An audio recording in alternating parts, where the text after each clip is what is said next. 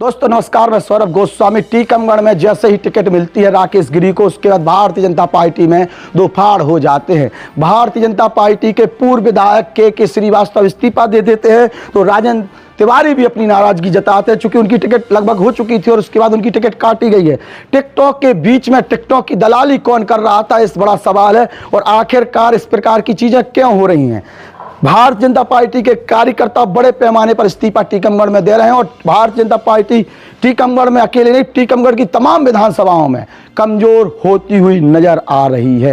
राकेश गिरी गोस्वामी को टिकट मिली है। राकेश गिरी गोस्वामी का अंदर खाने विरोध चल रहा था, भारतीय जनता पार्टी के अंदर ही गुटबाजी चल रही थी और जिस प्रकार से शहर की सरकार कहीं ना कहीं उनके नेतृत्व में ही हारा माना जाएगा और हारे हैं, इसके बाद सवाल खड़े हो रहे थे। जिस वार्ड मतलब कहेंगे उनकी बहन वार्ड मेंबरी का चुनाव नहीं जीत पाई हैं, इसके बाद अध्यक्ष ही चली गई।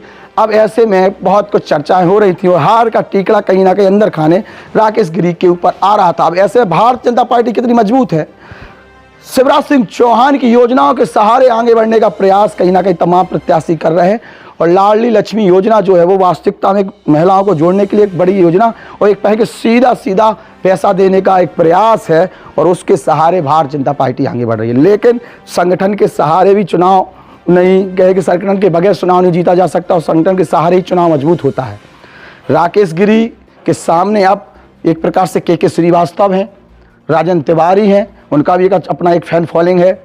एक बड़ी बैठक वो 26 तारीख को बुलाई रहे हैं, उसमें क्या परिणाम आते हैं, कोई निर्दलीय चेहरा भी सामने आ सकता है। और टीकमगढ़ में भारतीय जनता पार्टी ने अपना चेहरा उतार दिया। राकेश गिरी के लिए तो यागवन सिंह कांग्रेस से चेहरा है। यागवन सिंह और राकेश गिरी 2 बार फाइट की और दोनों बार ही कहीं नहीं, राकेश गिरी नहीं, भारतीय जनता पार्टी की तरफ से यागवन सिंह की 2 बार फाइट हुई है और उसमें कहीं ना कहीं यागवन सिंह को हार का सामना करना पड़ा। राकेश गिरी जीत के आए थे, कम अंतराल से जीते लेकिन जीत कर आए हैं और इसके बाद इस बार टिकट मिली और कहीं ना कहीं विरोध है और उसके बाद टिकट मिली है तो अब किस प्रकार के परिणाम होंगे, वहाँ की जनता क्या कह रही। क्योंकि नेताओं के बयानबाजी से हम लोग आकलन नहीं कर सकते कि राकेश गिरी की कितनी बुरी छवि है या के श्रीवास्तव क्या कह रहे हैं, राजन तिवारी क्या कह रहे हैं, उसका क्या मतलब है। जनता से चर्चा करेंगे और अंदर खाने चलेंगे, तब पता चलेगा कि आखिरकार क्या है। टीकमगढ़, निवाड़ी, इन दोनों ही जिलों की राजनीति, उनकी विधानसभाओं में तमाम जगह हम लोग घूमेंगे और लगभग 10 दिन इन दोनों विधानसभा जिलों को हम देंगे।